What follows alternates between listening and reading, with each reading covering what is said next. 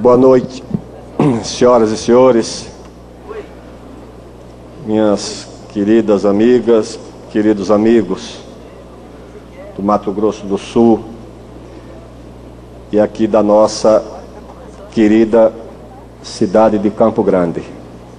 E dizer, senhoras e senhores, afinal de contas, que para mim é uma alegria, uma honra encontrá-los aqui na noite de hoje, voltar mais uma vez ao Mato Grosso do Sul, que visito e frequento desde os meus idos de movimento estudantil, depois simplesmente por curiosidade, por apreço, por achar o estado muito bonito, pegava um carro lá em São Paulo, atravessava ali, vinha até Aquidauana, às vezes saía de Brasília, atravessava Goiás, passava aqui por Três Lagoas e até Ponta Porã. Tenho um grande carinho e uma grande admiração pelos feitos, pela capacidade e pelas realizações que as senhoras e os senhores têm alcançado aqui no Mato Grosso do Sul. O estado que palco de importantes acontecimentos da história do nosso país, desde a Guerra do Paraguai, e que hoje mostra uma pujança importante na agroindústria, na pecuária, com lideranças políticas importantes e presentes. E para mim, além de uma honra, é uma grande responsabilidade dizer aqui algumas palavras sobre esse tema que tornou-se de fato assim importante, não apenas para aqueles que trabalham no campo, mas para o país, que é a questão do Código Florestal. A legislação florestal no Brasil é uma legislação antiga. Na verdade, precede a própria independência do Brasil. Portugal já tinha uma legislação florestal rigorosa e o patriarca da nossa independência, o grande José Bonifácio de Andrade e Silva, concebeu alguma coisa que corresponde a uma reserva florestal. Ele separava um sexto das propriedades como reserva florestal. Mas a reserva com um conceito muito distinto do que é hoje e numa situação também onde as propriedades se mediam em léguas, as sesmarias, a se perder de vista. E o Zé Bonifácio concebia a reserva florestal como uma reserva geopolítica e uma reserva econômica. A madeira era fundamental para a indústria naval, a indústria bélica, a indústria da construção naval civil. O país que não tivesse madeira era um país vulnerável, fragilizado. E o Zé Bonifácio zelava pelos interesses do país, tratando de constituir reservas para a indústria naval. A reserva legal era ainda uma reserva econômica, para a sustentabilidade não apenas do Estado, mas também das propriedades, para a construção civil, para erguer as casas nas fazendas, construir as pontes, os morões, as cercas, os currais, onde se tirava madeira para construir casa, para o cabo de enxada, da foice, do machado. A reserva legal era uma reserva também para as madeireiras, para a atividade das madeireiras que não podiam recorrer a madeira muito distante dos rios ou das sedes das fazendas. A reserva legal era uma reserva de energia para mover os engenhos, a lenha. E em 34, no Código de 34, esse conceito foi mantido, em 65 foi mantido, até que nos anos 80 o conceito de reserva legal foi alterado para a reserva biológica. E aquilo que se destinava à sustentação do Estado e das fazendas, tanto é que um dos autores do Código de 65, o desembargador Osni Duarte Pereira, que era um patriota, escreve um tratado sobre a legislação florestal do mundo e do Brasil e dedica esse tratado de 1950 exatamente para que as serrarias do Brasil não desaparecessem. Por essa razão era importante ter a reserva legal. O conceito de reserva biológica tornou a reserva intocável. Você não pode extrair nem um cipó-fogo para fazer uma tabica. nem um cipó para fazer um caçoar, para fazer um balaio. Não pode mexer na reserva. E isso, ao invés de ter um efeito de preservar, teve o efeito de os agricultores, eu via isso muito no Nordeste, e cheguei a ver em São Paulo, vendo a ausência de qualquer utilidade, ele investiu sobre a reserva. Porque essa reserva destinada a essa finalidade não acabava com a mata. Porque a madeira nobre, ela tem incidência rara. Você não tem uma mata só de madeira nobre. Você tem uma aqui, outra acolá, o cidadão tirava, mas a mata prevalecia. Você usava, a não ser quando você tirava a mata para fazer pecuária ou agricultura, aí sim. Mas a madeira só para essa finalidade, de repor uma cerca ou uma coisa, não acabava com a mata. Foi se acabando quando, sem utilidade, os proprietários substituíram a mata por uma atividade economicamente viável, a pecuária ou a agricultura. Esse é o problema da reserva legal. O outro, e também que não existe no mundo com essa característica, o único país do mundo que tem reserva legal é o Brasil. Nos outros países há os parques nacionais, como nós temos aqui, as florestas nacionais, as unidades de conservação, mas floresta, reserva legal em propriedade, não existe na legislação de um outro país. Eu examinei na Europa, Estados Unidos, Austrália, Canadá, nesses nós não encontramos.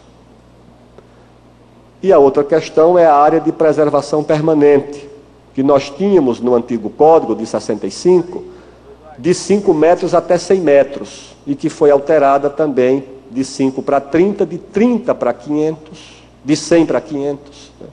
Deixando na ilegalidade quem tinha uma ocupação anterior. Algumas ONGs internacionais dizem que eu estou mudando o Código Florestal. Na verdade, do Código Florestal de 65, resta pouco mais do que o título. O que nós temos é uma alteração profunda do sentido, da natureza e das funções desse código, isso feito por medida provisória, por decreto, portaria, resoluções do CONAMA, instruções normativas. Há uma resolução do CONAMA, acho que de 2002, que é um verdadeiro escândalo. Muda o conceito de várzea para o leito maior. Leva para a ilegalidade toda essa criação aqui de gado aqui no Pantanal, toda a produção de arroz do Rio Grande do Sul, toda a produção de banana no Vale do Ribeira, em São Paulo, toda a produção de café em São Paulo e Minas, que está em topo de morro, em costa. Ou seja, é uma coisa feita por gente que não tinha a mínima noção da realidade. Eu tive aqui em Corumbá, estava lá em Brapa, Ministério Público, tudo bem, está ilegal, mas a lei é inaplicável. Como é que você vai aplicar uma lei que não tem relação com a realidade? Que obriga o presidente da República, o presidente Lula, a adiar por decreto a entrada em vigor da lei que está em vigor. Porque se fosse pôr em vigor a lei, não tinha como. A não ser que se antecipasse a construção dos estádios para a Copa do Mundo, para colocar todo mundo que cria ou que planta na cadeia. Porque no Rio Grande do Sul, só pela averbação da reserva legal, 99,45% dos proprietários estão na ilegalidade. Além de coisas escandalosas, como eu vi aqui no Mato Grosso, em Querência e Confresa, né?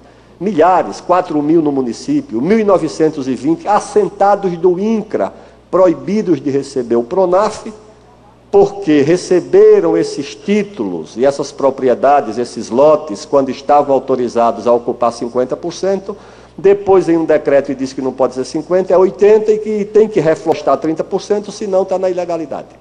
E perde, inclusive, o crédito do PRONAF. Eu vi em Rondônia a venda daqueles proprietários que receberam dinheiro, receberam terra do governo, que o lema era integrar para não entregar. O cidadão recebia um lote e se ele não ocupasse, não desmatasse, ele não recebia o título. Se ele desmatasse a metade, recebia o título de um. Se desmatasse 100%, recebia um outro de presente. Tudo isso estimulado pelo governo. E essas pessoas hoje são tidas como criminosas. o Ministério Público, os órgãos ambientais, não apenas da União, mas dos estados, de posse desses dispositivos, dessas normas, né, transformam a vida do agricultor num verdadeiro suplício, num martírio. Eu vi depoimentos que é preciso ter coração muito duro para fazer o que fizeram com aquelas pessoas.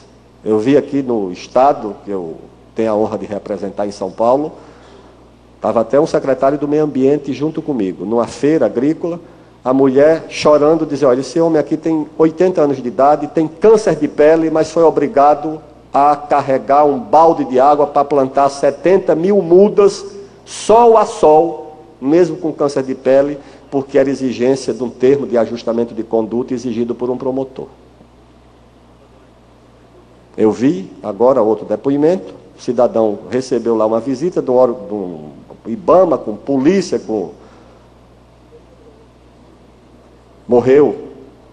Teve um ataque e morreu. A presidente da Federação dos Trabalhadores da Agricultura de Rio Branco me falou antes de ontem, que eu estava no Acre, sexta-feira, depois fui ao Amazonas, de mortes, de suicídios, de pessoas honradas, que passaram a vida trabalhando, criando a família, os filhos, e de repente se vê às voltas com polícia, com justiça, proibido de sair de casa aos 70, aos 80 anos, por conta dessa legislação. Não existe nada parecido no mundo, nada que se compare, nada que chegue perto. E dentro do país, nada que se compare com as outras atividades. Não tem esse grau de ilegalidade na atividade industrial, bancária, no setor de serviços, no comércio. Por que a agricultura foi atingida por essa onda avassaladora de criminalização? O jornalista me perguntava, mas o senhor, estão falando aí que há impunidade. Eu digo, impunidade? O que há é punição em massa, a punição indiscriminada a quem trabalha no campo. É isso que eu vejo. Que impunidade? Impunidade eu vejo em outros campos, em outras atividades. Nessa eu não vejo, não. Eu vejo a punição como regra. Não se dá assistência técnica, não tem trabalho de extensão, não tem orientação. Quando o Estado chega, eu vi lá no norte do Mato Grosso, famílias que vieram aqui do Rio Grande do Sul, do Paraná, levados pelo governo, chegaram lá, foram jogados, tiveram que fazer a escola, fazer a estrada, colocar energia, motor. Quando o Estado apareceu, foi a Polícia Federal, a Polícia Nacional, com IBAMA, para ameaçar, aterrorizar e ameaçar as pessoas. Digo, não pode, isso tem alguma coisa de gravemente deformado e errado, e que exige solução. E desconfiava também que havia alguma coisa a mais do que meio ambiente nesse debate. Não é que não haja um problema ambiental nem no Brasil e nem no mundo. Há um problema ambiental no Brasil. Não é só e nem principalmente rural, ele é principalmente urbano. Há um problema ambiental no mundo. Há um interesse de organizações não governamentais, de pessoas que de fato se sensibilizam com a questão do meio ambiente. Há. Mas eu digo mais, além disso, há outros interesses em jogo. Eu lá na Comissão de Relações Exteriores via os relatórios da Organização Mundial do Comércio e via sempre a questão ambiental usada pelos agricultores americanos e europeus no debate. Eu digo, mas que diabo que essa questão do meio ambiente aparece quando se discute carne, soja, milho, sei lá o quê? Qual é o problema?